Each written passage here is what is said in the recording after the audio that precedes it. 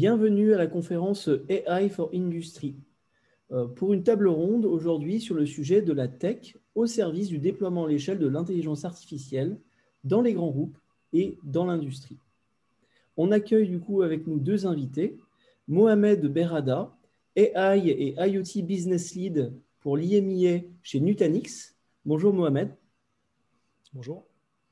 Et on accueille Damien Paschinelli, CTO et Cloud Transformation chez Hardis Group. Bienvenue Damien. Merci. Alors, sur ce sujet de la tech au service du passage à l'échelle, Mohamed, est-ce que vous pouvez présenter Nutanix? Alors, bonjour à tous. Donc, Nutanix est un éditeur de logiciels fondé en 2009 par Dheeraj Pandey et dont le siège social est en Californie. Nous comptons aujourd'hui près de 1500 collaborateurs dans le monde et près de 17 000 clients qui nous font confiance.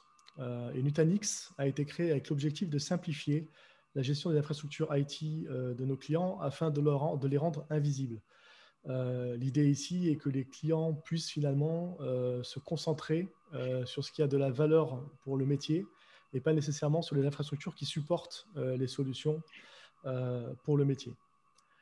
Et dans ce cadre-là, nous avons développé une plateforme de services logiciels permettant à nos clients de moderniser leur data center et d'exécuter leurs applications à toute échelle et quel que soit l'endroit d'exécution, que ce soit dans leur propre centre de données, dans le cloud public ou dans le edge, à savoir à la périphérie des centres de données. Vous êtes un acteur naturel pour accompagner tous les grands groupes et les industries qui déploient l'IA à l'échelle. Damien, est-ce que vous voulez nous présenter Hardis Group? Oui, bien sûr. Bonjour à tous. Donc, Hardis Group est un groupe français créé en 1984 avec deux activités majeures. Une activité autour du service informatique, du conseil, du développement de l'intégration d'applications, et puis de l'infogérance et de la gestion de data center. Mais c'est également un éditeur de logiciels dédié essentiellement à la supply chain et à la gestion des flux logistiques. Notre soft le plus connu, leader sur le marché français, est Reflex, qui est un WMS, Warehouse Management System, qui permet d'optimiser la gestion des flux logistiques, que ce soit en entrepôt, mais aujourd'hui en usine et aussi en magasin. Et autour de cette suite, puisque maintenant c'est une suite de logiciels pour la logistique, nous nous sommes lancés dans le développement de nouvelles applications innovantes qui viennent enrichir cet écosystème. L'une de ces applications est IC, un drone inventoriste qui permet d'accélérer et de sécuriser les inventaires indoor en entrepôt. Et dans la même lignée, nous avons développé une nouvelle application innovante, Vision Insight, dont on va parler, qui utilise de l'intelligence artificielle pour répondre à des nouvelles problématiques autour des surfaces au sol, des surfaces logistiques au sol, en entrepôt, sur les quais ou en magasin ou en usine. Aujourd'hui, le groupe Hardis, c'est 1200 personnes.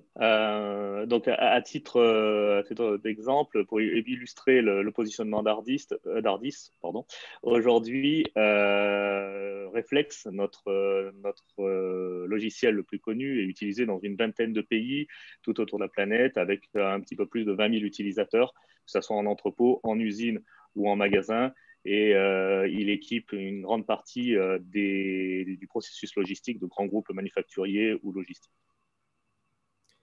Très bien, donc, et très naturellement, une collaboration entre Hardis Group et Nutanix pour accompagner les grands groupes et les industries sur les sujets technologiques de déploiement d'IA. Damien, Mohamed, est-ce que vous pourriez nous présenter un cas d'usage commun sur lequel vous avez travaillé, comme par exemple le cas Schneider Electric?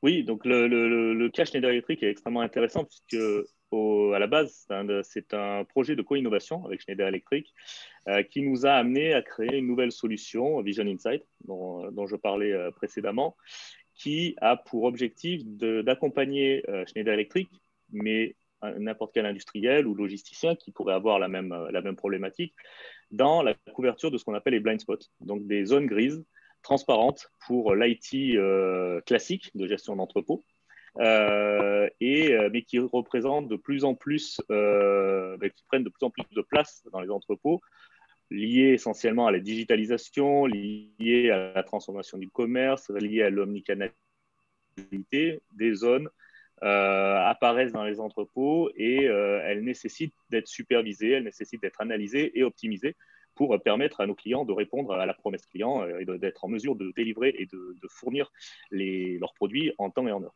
Donc, c'était vraiment la problématique initiale avec Schneider Electric, trouver une solution pour favoriser la traçabilité, la supervision, l'analyse de ces zones qui passaient complètement au travers de l'analyse classique. Donc, on a étudié beaucoup de choses. On a essayé, bien entendu, avec des objets connectés, avec de l'IoT, avec des beacons. On a imaginé beaucoup de choses. Donc, c'était une réflexion qui a démarré il y a 2 ans pour finalement aboutir à une approche beaucoup plus simple où on a choisi d'utiliser la reconnaissance visuelle et d'utiliser l'infrastructure existante dans l'entrepôt, c'est-à-dire les caméras de sécurité, pour superviser ces zones. Alors la zone, en l'occurrence, chez Schneider Electric, s'appelle Fast Track, puisqu'elle concerne des commandes urgentes, donc extrêmement importantes pour eux, et être en mesure de superviser cette zone, analyser et détecter la présence de palettes, puisque c'est l'objet qu'on a décidé de reconnaître, donc assez simple au final, être en mesure de calculer le temps de rétention de cette palette dans cette zone, et surtout de fournir des notifications aux opérateurs, aux caristes, dans l'entrepôt pour qu'ils soient en mesure de traiter beaucoup plus rapidement ces palettes, tout en respectant les règles de sécurité et les processus établis. Et puis, en même temps, remonter des nouvelles données aux gestionnaires d'entrepôt, à la direction de la supply chain, pour être en mesure d'améliorer constamment les processus liés à ces zones. Donc, l'application Vision Insight utilise un flux de caméras classique de sécurité, alors avec un minimum de qualité quand même, pour qu'on soit en mesure d'analyser. Et on utilise une inférence, donc des modèles de reconnaissance visuelle qui nous permet de détecter ces palettes et de notifier lorsque la palette arrive à la limite du temps de rétention acceptable pour le processus métier. Et donc, on a déployé la première version il y a un peu plus d'1 an en expérimentation dans un centre de distribution Schneider Electric. Nous sommes en train de déployer une deuxième version de cette solution qui va permettre de faire du multizone, du multicaméra, qui va nous ouvrir beaucoup plus d'opportunités en termes de traçabilité de la palette à l'intérieur même de l'entrepôt. Donc, des choses extrêmement intéressantes. Et qui nous a permis aussi d'industrialiser complètement l'application et l'approche qui est liée, puisqu'on a, pour répondre rapidement à ces enjeux métiers, mais également à des enjeux d'industrialisation de la partie IT, nous avons fait des choix forts sur l'architecture, sur l'approche aussi qu'on a utilisée avec l'IA. Et donc, nous sommes partis sur une architecture distribuée, une architecture hybride, où on a une application digitale cloud. On utilise un cloud public pour toute la partie, je dirais, une grande partie de l'application et toute la partie training, donc apprentissage au niveau de la reconnaissance visuelle. Et puis, on a utilisé du edge computing, donc des serveurs qui sont en local dans les entrepôts qui vont utiliser notre application, là en l'occurrence dans l'entrepôt de Schneider Electric. Et un serveur en edge computing qui va permettre d'exécuter une partie de l'application et qui va permettre d'exécuter l'inférence et donc la reconnaissance en local dans l'entrepôt. Cette approche pour nous était extrêmement importante puisqu'elle nous a permis d'aller très très vite dans la mise en œuvre de la solution, puisqu'on contextualise la reconnaissance visuelle. C'est-à-dire que nous sommes attachés à créer des modèles de reconnaissance visuelle qui sont propres à cet entrepôt-là, propre aux conditions qu'il va rencontrer, de luminosité, de couleur du sol, du type de palette, du type d'activité qu'il va avoir. Alors, je dirais, on rentre peut-être pas dans l'état de l'art de ce que devrait être de la reconnaissance visuelle et la perfection, je dirais, de la partie reconnaissance visuelle. On ne sera pas capable de reconnaître une palette dans tous les contextes possibles et imaginables, mais nous sommes partis de ce principe-là où nous ne rencontrons pas de palette dans tous les contextes possibles et imaginables. Une palette ne nous intéresse, alors ça nous intéresse tout le temps chez Ardis, mais ne nous intéresse réellement que quand elle est dans un entrepôt, sur un quai, au sein d'un processus métier qualifié, structuré. Et donc, nous nous sommes attachés à adapter la reconnaissance visuelle à ce contexte-là. Et donc là, en l'occurrence, à ce contexte local. Donc cette approche-là nous a permis d'aller beaucoup plus vite dans la production de l'application, nous a permis d'aller beaucoup plus vite dans la production de la reconnaissance et nous a permis aussi de simplifier l'adoption de la solution par notre utilisateur puisqu'il est vraiment au cœur de l'application. Par contre, ça nous imposait des choix d'architecture et ça nous imposait aussi des choix d'infrastructure sur cette capacité de gérer, je dirais, sans couture, ce passage du local au global, du edge au cloud computing, cette capacité à gérer le cycle de vie des modèles de reconnaissance visuelle et également cette capacité à gérer facilement le cycle de vie des différentes fonctionnalités puisque nous sommes dans un projet de co-innovation et donc nous devons, et c'est notre engagement auprès de notre client, de déployer rapidement des nouvelles fonctionnalités, de les retirer si elles ne trouvent pas leur place dans l'entrepôt et de pouvoir gérer ça de manière la plus aisée et la plus simple possible. Et c'est là où le travail que nous avons réalisé avec Nutanix était extrêmement intéressant. Sur cet entrepôt, pour donner quelques éléments chiffrés, la zone que nous analysons, c'est une zone qui permet de gérer à peu près 10 000 palettes par mois. Donc, c'est une toute petite zone dans l'entrepôt. C'est une zone vraiment d'expérimentation, 10 000 palettes par mois. Et aujourd'hui, nous arrivons à réduire de manière assez considérable le temps de rétention de chacune de ces palettes. Donc, assez rapidement, après les premiers mois, nous réduisions de 10 minutes. Aujourd'hui, nous avons une réduction quasiment de 75% du temps de rétention de la palette. Simplement en reconnaissant la palette et en donnant la bonne information au cariste pour qu'il puisse venir la récupérer en temps et en heure. Dans ce gain-là, on n'ajoute pas toute la partie compréhension, analyse a posteriori qui est faite par la direction de la supply chain, mais rien que sur ce gain de temps, c'est extrêmement intéressant puisque pour un logisticien, ce gain de temps se transforme en gain d'espace et en performance aussi en termes de processus logistique. Effectivement, donc un vrai ROI mesurable et oui. avec une grande efficacité. Mohamed, vous vouliez ajouter sur ce cas d'usage avec Schneider Electric ?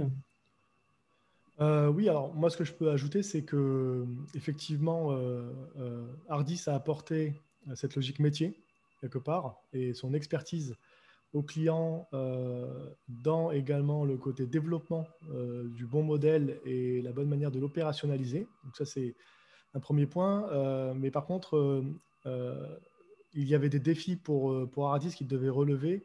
Et le premier défi, c'est quelque part cette gestion de la donnée. Et c'est pour ça qu'ils ont fait aussi le choix du edge computing.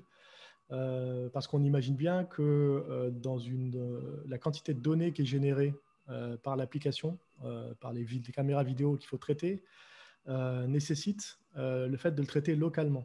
Et qui dit localement, on dit dans un endroit où il n'y a pas forcément des équipes IT pour d'une part manager l'infrastructure, d'autre part gérer le déploiement de l'application et aussi des modèles d'IA qu'a développé Hardis. Et donc du coup tout ce côté gestion de la donnée, traitement de la donnée en local, gestion de l'application devait être résolu avec une approche quelque part un peu de plateforme. On consomme comme un service finalement et qu'on consomme comme un service comme on le ferait dans un cloud finalement, mais dans le edge. Donc vraiment dans un endroit où il y a peu de ressources en termes de personnes et de compétences au niveau de l'informatique. Et donc c'est comme ça que la collaboration entre Hardis et Nutanix a démarré pour servir le client Schneider Electric. Et d'ailleurs, du coup, sur cette collaboration, et on devrait même dire donc cette complémentarité, puisque vous accompagnez un client comme Schneider Electric, mais bien d'autres, et donc vos offres et vos solutions sont complémentaires. Damien et Mohamed, est-ce que vous pouvez nous en dire plus sur cette complémentarité et comment vous travaillez ensemble au service de l'industrie ? Oui, bien sûr. Alors, sur le cas précis de Schneider, mais également pour d'autres cas aujourd'hui sur lesquels nous travaillons, cette complémentarité entre les équipes de Nutanix et les produits de Nutanix et les équipes Hardis Group et les produits d'Hardis a été un facteur clé de succès.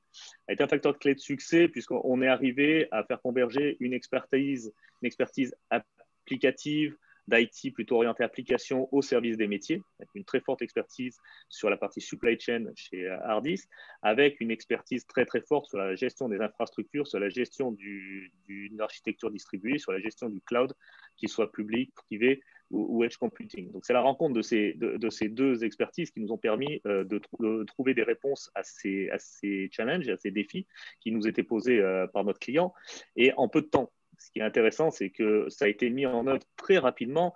Le projet en lui, entre les choix d'architecture et la mise en œuvre de la première version, il s'est passé 6 mois. C'est extrêmement court et extrêmement court pour pouvoir aller expérimenter très rapidement avec notre client. C'était une attente très forte de notre client et c'est une attente très forte de l'ensemble de nos clients, c'est de pouvoir expérimenter très rapidement, non pas pour valider que le edge computing est viable, non pas pour valider que le cloud computing est viable ou que le développement d'applications digitales est viable.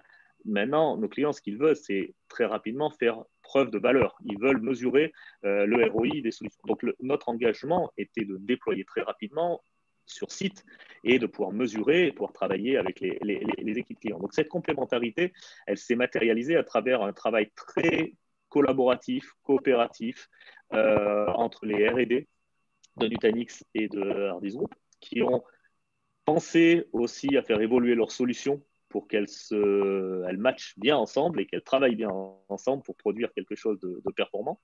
Elle se matérialise aussi dans une approche, je dirais, stratégique qui est commune. On a une vision aussi commune de ce qu'est une application digitale et de ce qu'est la digitalisation au service des métiers. Et donc, cette complémentarité, elle s'est matérialisée dans cette application-là. Un point important aussi, Hardisk Group est un groupe français, donc avec un développement à l'international. Aujourd'hui, on est présent en Espagne, on est présent aux Pays-Bas. On a une vraie volonté de développement à l'international, puisqu'aujourd'hui, nos applications et nos logiciels plaisent, donc faisons en sorte de nous développer. Travailler avec un partenaire comme Nutanix, qui a une dimension internationale, qui est présent tout autour du globe au niveau des infrastructures, qui a une vision très large de ce qu'est l'IT au service des métiers. Pour nous, c'est un formidable accélérateur. C'est un formidable accélérateur dans notre capacité à aller adresser des clients de plus en plus grands, à aller adresser des problématiques globales et dans notre capacité à déployer très rapidement des applications qui, aujourd'hui, se doivent d'être déployables à l'échelle sans effort, sans couture, mais qui se doivent d'être déployables extrêmement rapidement. Et Mohamed, sur cette complémentarité Écoutez, moi, je pense ça a été assez bien résumé par Damien. Ce qui est évident, c'est que nous, ce que l'on apprécie chez Hardisk et pourquoi on travaille bien ensemble, c'est qu'eux, ils ont une vue métier. C'est un expert de la logistique et de la supply chain. Donc, ils parlent quelque part le même langage que le client d'un point de vue métier. Et ça, je pense que c'est extrêmement important qu'il y ait une compréhension quand on fait ce genre de projet. Et nous, on apporte cette dimension quelque part qui vient de notre historique, qui est vraiment simplifier au maximum la gestion de l'infrastructure pour la rendre invisible et pour que le client et nos partenaires finalement viennent la consommer plus que la manager. Et ça, c'est un facteur aussi en général de succès quand on a besoin de passer à l'échelle et bien sûr de déployer rapidement des solutions parce que effectivement, ce que disait Damien est important. La mise à disposition sur le marché d'une solution, d'une application et la vitesse à laquelle on le fait est aussi un des critères importants pour le succès parce que on est dans un monde où il y a des nouveaux acteurs qui sont extrêmement agiles, qui sont digital natifs, on va dire, ou cloud natifs. Et que donc, si on veut s'adapter à cette nouvelle concurrence ou à ce nouvel écosystème, il faut aussi embrasser quelque part cette manière de faire avec aussi je n'allais pas dire une dette technologique, mais une dette qui est souvent liée à la taille du groupe et à son historique. Donc, c'est cette complémentarité que je trouve intéressante aussi pour ce type de projet. C'est un point qui revient très souvent, au cours de cette conférence AI for Industry, c'est la nécessaire complémentarité entre des équipes très tech et des équipes métiers pour un déploiement qui soit efficace, optimal et qui permette de toucher le ROI le plus important possible. Et c'est important parce qu'on le voit aujourd'hui, l'IA peut devenir un avantage concurrentiel majeur pour les grands groupes industriels si tant est qu'ils le déploient à l'échelle. Ça me permet de passer à une autre interrogation, c'est qu'aujourd'hui, l'enjeu stratégique pour les dirigeants de grands groupes industriels, c'est de passer des expérimentations qui peuvent fonctionner sur le terrain à une mise à l'échelle. C'est le plus important pour obtenir le meilleur ROI. Du coup, quels sont, puisque Hardis Group et Nutanix, vous accompagnez vos grands clients industriels, grands groupes pour ce déploiement à l'échelle. Quelles sont selon vous les best practices pour le déploiement à l'échelle? Et puis, comment accompagnez-vous vos clients sur ces sujets-là? Est-ce que Mohamed, vous voulez commencer? Oui, bien sûr. Alors effectivement, il y a des points d'attention à avoir quand on démarre ce type de projet et quand bien sûr on veut les faire passer à l'échelle. Alors il y a un point qui est évident qui est il faut être capable de prouver d'abord la valeur pour l'entreprise. On ne fait pas de l'IA pour de l'IA, on ne fait pas de la technologie pour de la technologie. On vient servir un métier et donc la première étape c'est d'avoir une logique. On parle souvent dans notre industrie de POC, de Proof of Concept. C'est un terme que j'aime pas beaucoup parce qu'on ne met pas de valeur dans la logique, dans l'approche. Alors que ce qu'on cherche, c'est plutôt des pilotes, des proof of value pour l'entreprise. Donc, pour moi, c'est la première démarche. C'est quand on part dans ce type de projet, c'est même si on le fait à petite échelle au début, c'est d'identifier tout de suite quels sont les critères de succès, quelle est la valeur qu'on veut en retirer pour l'entreprise, et après, quel est quelque part le socle à mettre en œuvre pour que ça devienne un projet global d'entreprise, donc il passe à l'échelle. Le deuxième point, effectivement, c'est forcément les êtres humains qui travaillent dans cette entreprise, les collaborateurs. Donc, il y a d'une part l'accompagnement en changement, c'est-à-dire accompagner les gens, c'est les inclure aussi dans le projet et donc avoir une approche où on ne constitue pas simplement des équipes de projet qui travaillent en tant que professionnels de métier, c'est-à-dire des experts de la supply chain uniquement. Pour moi, il faut créer des équipes qui sont pluridisciplinaires et pas uniquement des décideurs, mais aussi des gens qui vont interagir avec la technologie. Donc, dans le cadre de Schneider Electric, je pense aux caristes, par exemple, qui sont les premiers, finalement, à interagir avec les palettes et à faire partie prenante du process, en général.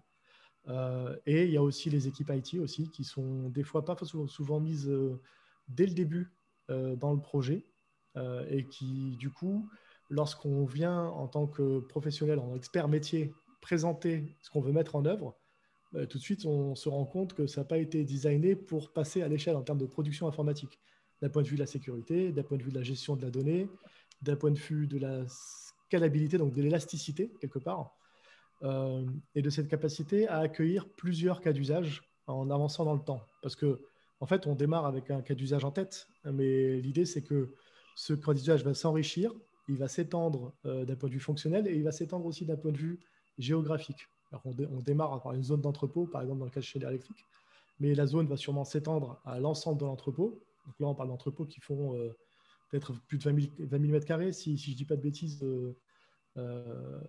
Damien, et aussi qui vont s'étendre en géographie. C'est-à-dire qu'un groupe comme Schneider Electric, vous vous doutez bien qu'il a quelques centaines d'entrepôts dans le monde, et donc il faut être capable de dupliquer et de gérer les applications de manière centralisée. Et en fait, c'est quelque part, c'est sur cet axe qu'on va un peu se focuser maintenant. Donc, j'ai donné un peu les bonnes pratiques générales sur ce qu'il faut prendre en compte. Et puis après, effectivement, il y a les défis majeurs dans l'aspect technologique, infrastructure et technique du terme. Et de votre côté, comment vous voyez ce passage à l'échelle? Quelles sont vos recommandations et finalement, comment accompagnez-vous vos clients dans ce passage à l'échelle? Oui, alors effectivement, je ne sais pas si on a appliqué les bonnes pratiques. Je n'aurais pas cette prétention de dire que c'est les bonnes pratiques, mais on a essayé d'appliquer des pratiques qui nous permettaient d'envisager demain un passage à l'échelle. C'est-à-dire que on a eu plusieurs défis à relever.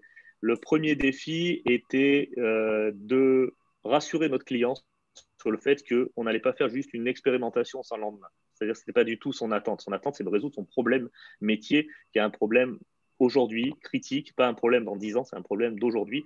Et avec le contexte que nous vivons, il est plutôt satisfait de l'avoir anticipé. Donc, cette capacité à gérer une supply chain de plus en plus complexe et de gérer des incertitudes qui sont nouvelles aussi dans le processus métier. Donc, son attente était là. Donc, il n'attendait pas de notre part une expérimentation, même si Schneider Electric est une entreprise qui expérimente énormément, qui innove énormément, et ça leur a permis notamment d'avoir une supply chain aujourd'hui qui est mondialement reconnue en termes de performance. Mais son attente était vraiment d'avoir une solution pérenne qui va les aider à améliorer encore ce processus. Donc, on était vraiment orienté, comme l'a dit Mohamed, sur un proof of value, donc valider la valeur de notre produit. Lorsqu'on parle d'intelligence artificielle, on a souvent deux réactions.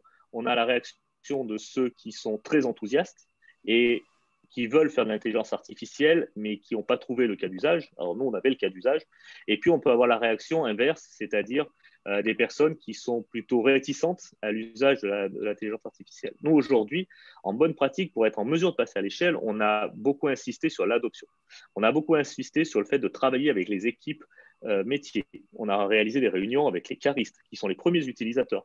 Même ça, alors, ceux avec qui nous avons fait l'expérimentation le savent, puisqu'ils ont été inclus dans le processus, mais demain, les caristes qui utiliseront l'application ne sauront pas forcément qu'il y a de la reconnaissance visuelle derrière. Mais on les a inclus dans cette démarche pour apporter la réponse dont ils ont besoin. La réponse dont ils ont besoin, nous, on l'avait imaginé avec notre œil de spécialiste de l'IT. On l'avait imaginé comme notre œil de spécialiste du logiciel. Ben, en fait, eux, ils avaient besoin d'une réponse qui était sur un dashboard très visible, sur un grand écran dans l'entrepôt, quelque chose de beaucoup plus simple, mais très, très efficace, très performant. Et la partie reconnaissance visuelle, de la même manière, on leur a mis entre les mains pour qu'ils nous aident à la construire. C'est un des positionnements, c'est un des choix. Si on souhaite que l'intelligence artificielle se déploie à grande échelle, il faut non seulement inclure le métier, mais il faut leur mettre entre les mains l'application. C'est-à-dire que nous nous sommes évertués à créer, comme disait Mohamed tout à l'heure, une plateforme pour rendre visible la partie infrastructure. Et là, Nutanix nous a grandement aidé sur cette partie-là et c'est vraiment leur positionnement et leur point fort. Et nous sommes évertués chez Hardis à créer une plateforme applicative pour rendre invisible l'IT, la couche applicative, pour que le métier puisse se concentrer sur la partie apprentissage et l'intégrer comme étant une opportunité pour eux d'être beaucoup plus agiles, de faire évoluer l'application demain sans avoir besoin de tout recoder. Aujourd'hui, on parle de palette. On est en train de travailler sur un use case qui va être implémenté de reconnaissance de la présence des chariots élévateurs, des forklifts. C'est un nouvel apprentissage, c'est un nouvel algorithme de reconnaissance visuelle et les métiers sont embarqués dans le processus. Demain, on pourrait imaginer que ce soit d'autres objets logistiques, pas seulement des palettes, mais d'autres objets, et ils auront la main pour pouvoir le faire. Ça, c'est extrêmement important, l'adoption. Le deuxième point, je ne vais pas revenir dessus, c'est la capacité à prouver de la valeur. Pour prouver de la valeur, il fallait qu'on montre qu'on allait plus vite avec de la reconnaissance visuelle qu'avec une approche manuelle ou l'utilisation d'IoT ou la création d'un énième logiciel de type ERP. Et donc, c'était d'apporter cette valeur et de montrer quelque chose qui était assez simple. Et la troisième, je dirais, bonne règle qu'on s'est donnée, c'est de penser dès le départ l'application pour être déployée dans le monde entier, pour être déployée à grande échelle. On s'est attaché à penser notre application, alors cloud native, puisque c'est les choix qu'on a fait, et en expliquant que grâce à cela, on sera en mesure de déployer très rapidement la même application sur différents sites et on sera capable de la gérer en local et en global puisqu'on a fait le choix du edge computing. Et donc, on va offrir beaucoup plus de latitude à notre client qui va pouvoir positionner lui-même où est-ce qu'il veut mettre l'application. Est-ce qu'il veut la mettre complètement en cloud public? Est-ce qu'il veut la mettre complètement sur le edge computing? Est-ce qu'il veut la mettre entre les deux? Le choix qui a été fait avec Schneider Electric, c'est un bout d'application sur le edge, un bout d'application sur le cloud. Le client a cette latitude dans le choix de l'architecture. Et nous sommes juste là pour rendre l'IA, l'IT, l'infrastructure le plus transparent possible parce que ça peut être vraiment un blocage, un point de blocage pour un déploiement à l'échelle parce que le déploiement à l'échelle va impliquer l'embarquement de beaucoup plus de monde, va induire et injecter de la complexité dans le projet et donc on doit s'attacher à ce que dès le début, on ait pensé cette complexité pour la rendre la moins forte possible, on va dire. Et la complexité ne doit venir que de la problématique métier, pas de la partie IT. C'est vraiment l'une des, je pense, les problématiques auxquelles on s'est attaché, mais dès le début, dès la conception de notre application. Donc finalement, penser l'échelle, le passage à l'échelle, by design au monde de la création du projet IA, c'est le plus important. Écoutez, merci à vous deux pour ces précieux conseils et recommandations pour les acteurs du coup industriels qui veulent déployer de l'IA à l'échelle. On retiendra du coup cette belle complémentarité entre les solutions de Hardis Group et de Nutanix pour accompagner les grands groupes, les groupes industriels dans le déploiement de l'IA. Et puis merci à tous les deux d'avoir répondu à mes questions aujourd'hui. Merci Damien, merci Mohamed. Merci à beaucoup. vous.